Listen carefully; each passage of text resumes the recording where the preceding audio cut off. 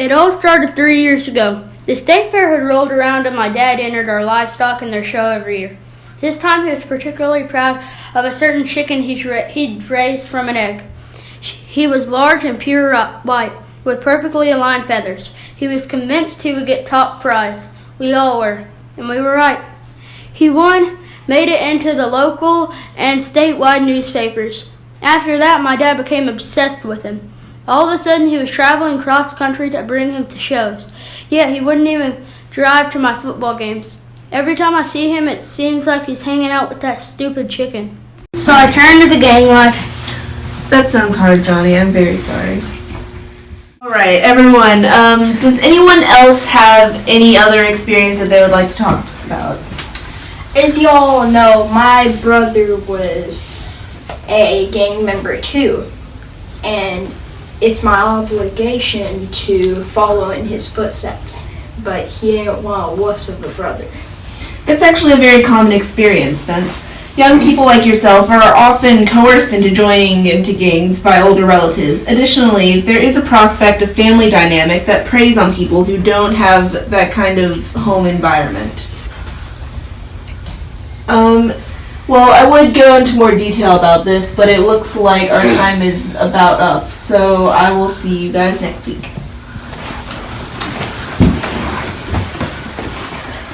Cheer up, brother.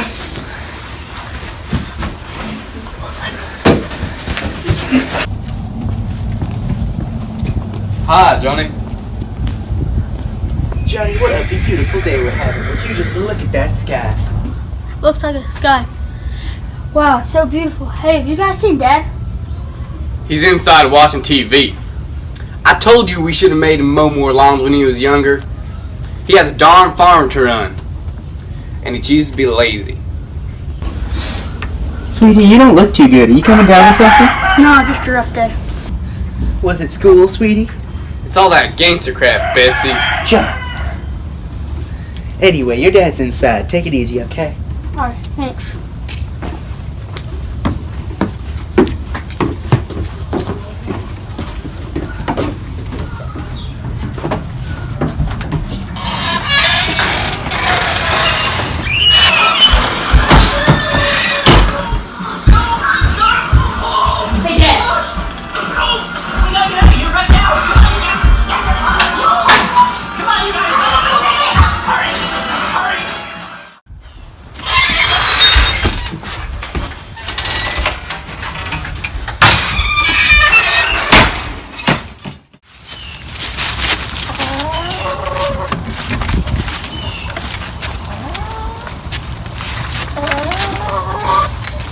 I'll be back tomorrow. Don't nest in the mud. We have a show next weekend. Hello, friends. I've returned. Thank you. Yes. My evening was splendid, Steve. We watched a movie. Yes, I'll tell you. Horrendous representation of chicken kind. It portrays us as, well, stupid. And we know we are anything but. At least, I am.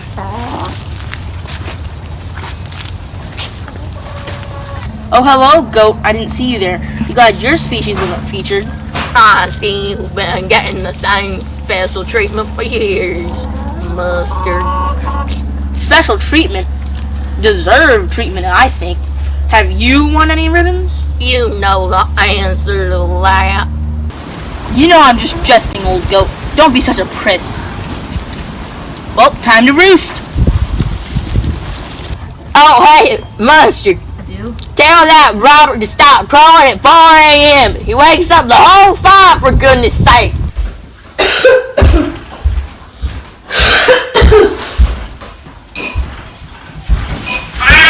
What are you doing? You almost killed Mustard. Hello, is this the vet's office? Yes. I think my chicken's hurt. What are you doing calling the vet? Look at your son. He could be ill, hon. Your chicken doesn't matter when your boy's life is in danger. Fine, you're right. He does look kind of bad. I guess I'll call the doctor. Hello. So I heard on the phone that he is suffering from a bad cough and extreme dizziness. Is that right? Mm-hmm. Okay, I'm just gonna do a couple tests and see what's going on. Okay. That's an unusually large chicken. He's won many blue ribbons. Interesting.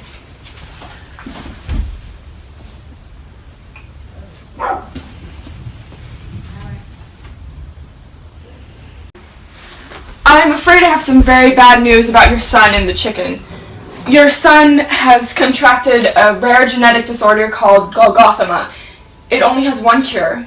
The transfusion of the muscle fiber proteins that are found in that chicken. The chicken has a genetic miracle that makes him so big, and it can cure your son. The transfusion of the gene must be absorbed through your son's digestive system by way of the small intestines. I'll leave proper preparation instructions for the chicken.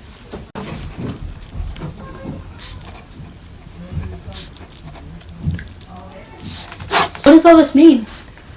Listen, John Jr., do you remember the disease your wife died from? Like I said, it's hereditary. In some circumstances, it doesn't pass on to the direct descendant, but in this case... It did. Yes.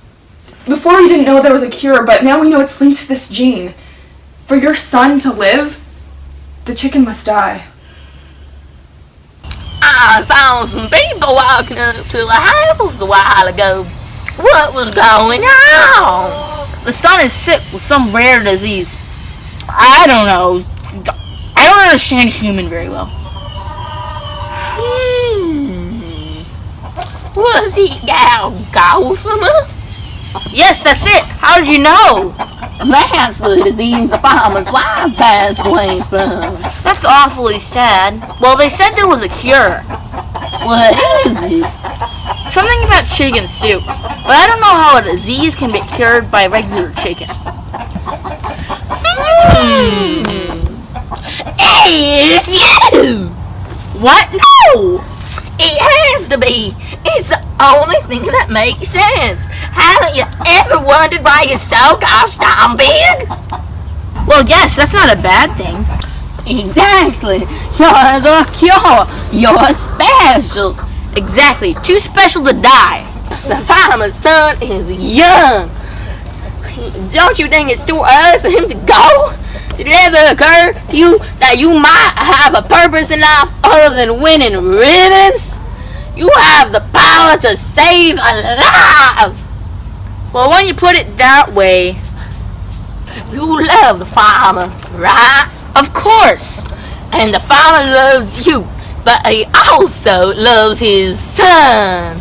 To a degree, yes. What if the farmer never got to see his son again? His life would be changed forever. If you really love someone, you do anything to make them happy.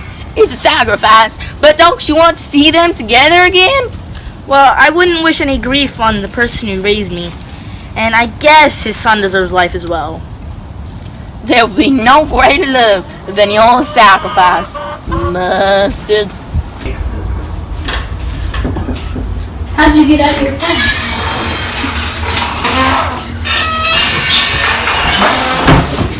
I don't know what to do. I really love you, Mustard. But my son, I don't show it, but words can't describe how important he is to me. I don't want to sacrifice you, and I know I sound crazy talking to you, but